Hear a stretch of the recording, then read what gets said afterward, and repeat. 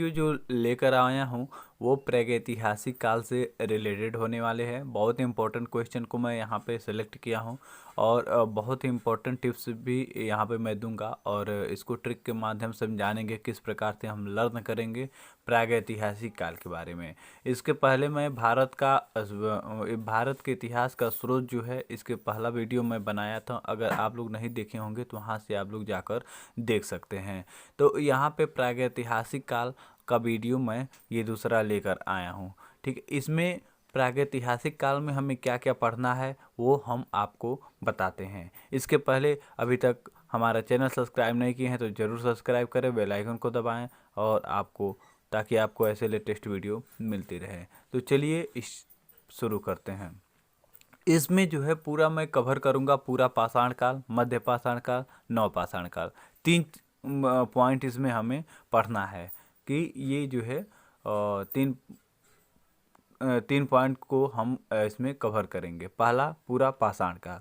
ठीक है, थोड़ा इसके बारे में हम लोग जानते हैं पूरा पाषाण काल है क्या। प्रागैतिहासिक काल के बारे में थोड़ा सा पहले जान लेते हैं कि प्रागैतिहासिक काल क्या है। तो प्रागैतिहासिक काल यानी कि जिस काल के इतिहास का लिखित विवरण नहीं मिलता है, ठीक है, वह काल प्रागैतिहासिक काल है। यानी कि कोई भी इसमें जो है लिखित विवरण नहीं है, ठीक है, लिखित साक्ष्य नहीं है कि इतिहास का, वो प्रागैतिहासिक काल है। जैसे पाषाणकालीन इतिहास। ठीक है, दूसरा पॉइंट है जिस काल के लिखित विवरण तो मिलते हैं लेकिन उसका अर्थ स्पष्ट नहीं हो सकता है, वह काल आद्य ऐतिहासिक काल कहलाता है। ठीक है, दो काल मतलब यहाँ पे इसमें इसके अंतर्गत आते हैं प्रागैतिहासिक काल के। एक जो है पाषाण काल, एक और ये आद्य ऐतिहासिक काल। ठीक है, तो इसमें आप लोग कंफ्यूज नहीं होना है। इसमें तुरंत यहाँ पे आप लोग देख पा रहे हो कि जिसके लिखित साक्ष्य नहीं मिलते हैं वो पाषाण काल कहलाता है, प्रागैतिहासिक काल कहलाता है। ठीक है, जैसे पाषाण काल। और जिसके साक्ष्य मिलते हैं, लिखित साक्ष्य मिलते हैं लेकिन उसको कोई पढ़ नहीं पाता है, यानी कि उसको कोई आज तक स्पष्ट रूप से पढ़ नहीं सका है, उसका कोई अर्थ नहीं निकाल पाया है, तो उसको जो है आद्य ऐतिहासिक काल कहते हैं। जैसे सिंधु सभ्यता तथा वैदिक सभ्यता। ठीक है, ये यहाँ से स्पष्ट हो गया। अब आगे की तरफ हम चलते हैं। तो जिस काल के लिखित साक्ष्य का स्पष्ट विवरण प्राप्त होता है वह काल ऐतिहासिक काल कहलाता है। जैसे महाजनपदों के बाद का काल, यानी 6वीं सदी की ईसा पूर्व से। ठीक है, तो ये इन काल का लिखित साक्ष्य भी है, स्पष्ट रूप से इसे पढ़ा भी जा सकता है और इसका अर्थ भी निकाला जा सकता है। ठीक है, तो इसको जो है ऐतिहासिक काल कहते हैं। स्पष्ट रूप से उम्मीद है आप लोग समझ गए होंगे। यानी कि जिसके लिखित साक्ष्य नहीं है वो प्रागैतिहासिक काल है और जिसका लिखित साक्ष्य है वही जो है ऐतिहासिक काल है। जैसे महाजनपदों के बाद का जो समय है वो ऐतिहासिक काल है। ठीक है, अगले पॉइंट को हम नोट करते हैं। अगला पॉइंट हमारा है प्रागैतिहासिक काल को सामान्यतः 3 भागों में बांटा गया है, जो मैं पहले बताया हूँ। कौन कौन से? पूरा पाषाण काल, मध्य पाषाण काल और नवपाषाण काल। ये हमें पढ़ना है। ठीक है, यहाँ पे 3 पॉइंट, पूरा पाषाण काल, मध्य पाषाण काल और नवपाषाण काल को हम यहाँ पे कवर करेंगे। तो इस 3 भागों में बांटा गया है। अब पहला है पूरा पाषाण काल। ठीक है, पूरा पाषाण काल। अब इसको हम थोड़ा सा जानेंगे कि पूरा पाषाण काल जो है क्या है और कैसे ये क्या क्या इसके साक्ष्य मिलते हैं। तो सर्वप्रथम पाषाणकालीन सभ्यता तथा संस्कृति का अन्वेषण ब्रूस वुड महोदय ने 1863 में किया था। ठीक है, बहुत इंपॉर्टेंट है। सर्वप्रथम पाषाण काल की सभ्यता की संस्कृति या उसका खोज जो है अन्वेष ब्रूसफुट महोदय ने 1863 ईस्वी में इसका किया था। आगे की तरफ चलते हैं। अगला पॉइंट हमारा है पूरा पाषाण काल को 3 भागों में बांटा गया है। पहला निम्न पाषाण काल, दूसरा मध्य पाषाण काल और तीसरा उच्च पाषाण काल। पाषाण काल को भी 3 भागों में बांटा गया है। उसको समझने के लिए हम थोड़े थोड़े टुकड़ी में करके समझते हैं, तो इसी के लिए हमें इसको बांटना पड़ा। तो पहला हम समझेंगे निम्न पाषाण काल में क्या हुआ था। तो निम्न पाषाण युग के स्थल वर्तमान पाकिस्तान के सोहन घाटी, एवं महाराष्ट्र में पाए गए हैं। ठीक है, यहाँ के निम्न पाषाण काल के जो स्थल हैं यानी कि जो जगह है वो इस समय में, वर्तमान समय में, अभी पहले तो भारत में था, पाकिस्तान में चला गया है, तो पाकिस्तान के सोहन घाटी एवं महाराष्ट्र में पाए जाते हैं निम्न पाषाण काल के। इस काल के लक्षण थे कुल्हाड़ी या हस्त कुठार, ठीक है, हैंड एक्ट भी उसे कहते हैं, बिदारिणी या क्लीवर और खंडक यानी गड़ासा का प्रयोग किया जाता था। इस काल में निम्न पाषाण काल में कुल्हाड़ी, हस्तकुंड या बिदारिणी या खंड, जिसको गड़ासा हम कहते हैं, का प्रयोग करते थे लोग। भारत में सबसे पुराना हस्त कुठार सोहन घाटी से प्राप्त हुआ। यानी हस्त कुठार एक औजार था जिसको हम इंग्लिश में हैंड एक्स भी कहते हैं। हाथों के कुल्हाड़ी जो होती है छोटी वाली उसको, तो वो जो है सबसे पहले भारत से वो प्राप्त हुआ था सोहन घाटी से, क्षमा चाहेंगे, सोहन घाटी से उसको प्राप्त किया गया था। अगले पॉइंट की तरफ हम बढ़ते हैं। तो अगला पॉइंट है हमारा लोहदा नाला यानी कि बेल घाटी उत्तर प्रदेश में, जो उत्तर प्रदेश में इस समय स्थित है, से पशु की हड्डी से बनी मूर्ति प्राप्त हुई। यानी पशुओं की हड्डी से बनी मूर्तियाँ भी वहाँ से प्राप्त हुई। हथनौरा यानी जो मध्य प्रदेश में है, हाथी का सबसे पुराना जीवाश्म मिला यहाँ पे। उसके बाद दूसरा आएगा मध्य पाषाण काल। मध्य पाषाण काल में हम इसमें जानेंगे कि क्या कौन कौन से तथ्य इसमें मिलते हैं। तो नवपाषाण युग के औजार मुख्यतः सल्क से बनते थे। ठीक है, अतः यह संस्कृति को फलक संस्कृति की संज्ञा दी गई है। खुरचनी, फलक, बेगनी, बेघक तथा लक्षणी इस संस्कृति के प्रधान उपकरण थे। पूरा पाषाण काल में आग का आविष्कार हुआ, यानी पूरा पाषाण काल में आग का आविष्कार हुआ, जबकि नवपाषाण काल में पहिए का आविष्कार हुआ था। नवपाषाण काल में पहिए के आविष्कार हुआ था। ये इम्पोर्टेंट क्वेश्चन है, बार बार पूछता है कि पहिए का आविष्कार कौन से युग में हुआ था, तो आप लोग बता सकते हैं कि नवपाषाण काल में पहिए का युग हुआ था। लकड़ी का पहिए सबसे प्रथम बनाया गया था। इस काल के मानवों की गुफाएं भीमबेटका में से मिली है। भीमबेटका एक जगह है, वहाँ से मानव की गुफाएं मिली है, जिनमें विभिन्न कालों की चित्रकारी देखने को मिलती है।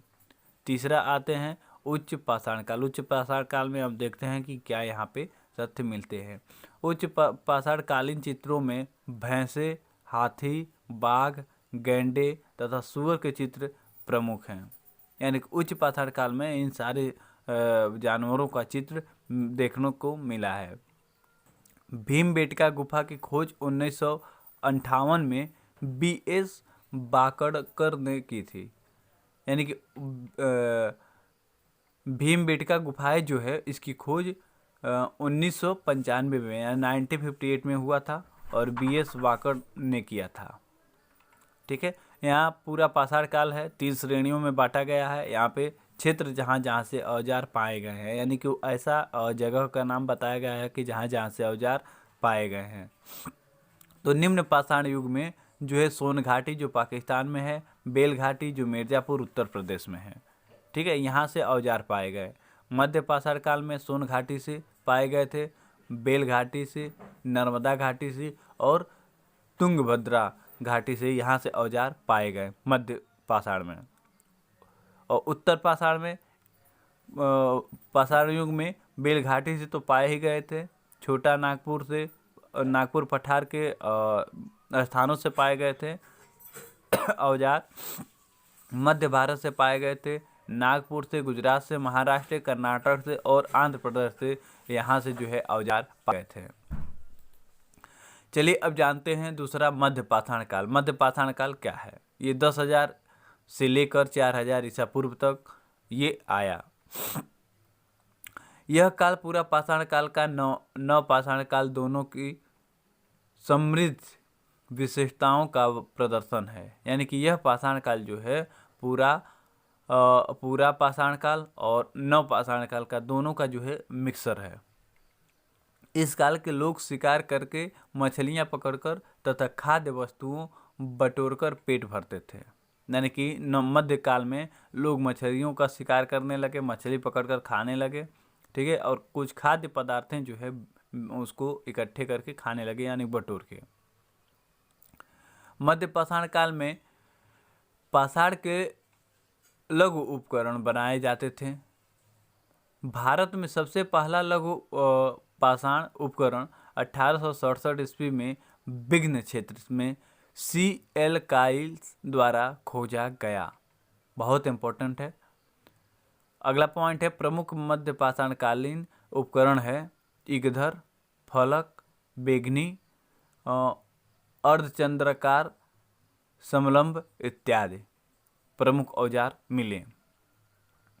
मध्य पाषाण काल में प्रक्षेपात तकनीकी का बहुत विकास हुआ, जिससे तीर कमान का प्रचलन भी हुआ। मध्य पाषाण काल में तीर का भी आविष्कार हुआ था, लोग तीर को चलाना सीखे थे। अगला है नवपाषाण काल। नवपाषाण काल 9000 से 1000 ईसा पूर्व तक था। इस काल की शुरुआत 9000 ईसा पूर्व से होती है। अस्थायी निवास की अवधारणा नवपाषाण काल में आई तथा मानव ने कुत्ते को सर्वप्रथम पालतू बनाया।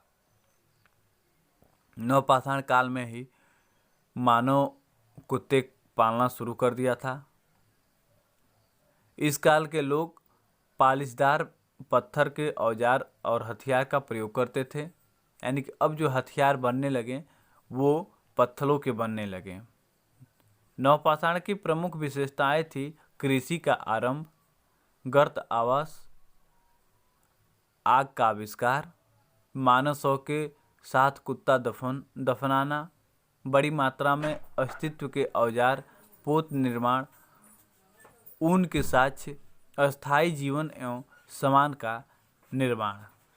का निर्माण। ये नवपाषाण काल बहुत ही इम्पोर्टेंट है, इसलिए क्योंकि यहाँ पे मानव जो है कुत्ते को पालना सीख गया था, कुत्ते को पालता था, कृषि का आरंभ हो गया था नवपाषाण काल से, और यहाँ पे जो है आग का आविष्कार भी किया गया था।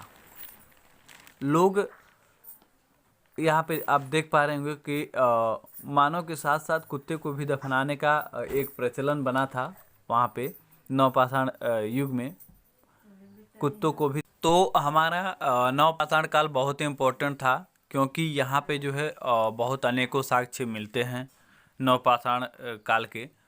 तो यहाँ पे आप लोग देख पा रहे होंगे कि बहुत इम्पोर्टेंट है इसके चलते। तो यहाँ मैं बता दूं कि अगला जो काल था वो आद्य ऐतिहासिक काल से जुड़ा हुआ है। आद्य ऐतिहासिक काल के 2 साक्ष्य मिलते हैं, यानी 2 भागों में बांटा गया। पहला ताम्रपाषाण काल जो 3500-1200 ईसा पूर्व चला, और दूसरा है लौह पाषाण काल जो 1000 ईसा से 6000 ईसा पूर्व तक चला। इसमें बहुत इम्पोर्टेंट यही है कि ताम्रपाषाण में लोग तांबे का यूज करना शुरू कर दिए, और लौह काल में लोग लोहे का प्रयोग करना शुरू कर दिए, यानी कि लोहे का औजार बनाना शुरू कर दिए। इसमें और कुछ ज़्यादा इम्पोर्टेंट नहीं है छात्रों के हिसाब से, अगर हम देखें तो आपके हिसाब से देखें तो लौह, बस आप लोग इतना ही इसको स्मरण में रखिए कि आद्य ऐतिहासिक काल को 2 भागों में बांटा गया था। पहला ताम्रपाषाण काल जो तांबे का यूज करने लगे लोग, और लौह पाषाण काल जिसमें लोहे का यूज होने लगा। बस इतना ही जानने की ज़रूरत है, क्योंकि इतना ही से आप अपने एग्ज़ाम को क्रैक कर सकते हैं। अगर आ जाएगा क्वेश्चन तो वहाँ से मेरा दावा है कि छोड़ेंगे नहीं। वीडियो देखने के लिए आपका बहुत बहुत धन्यवाद।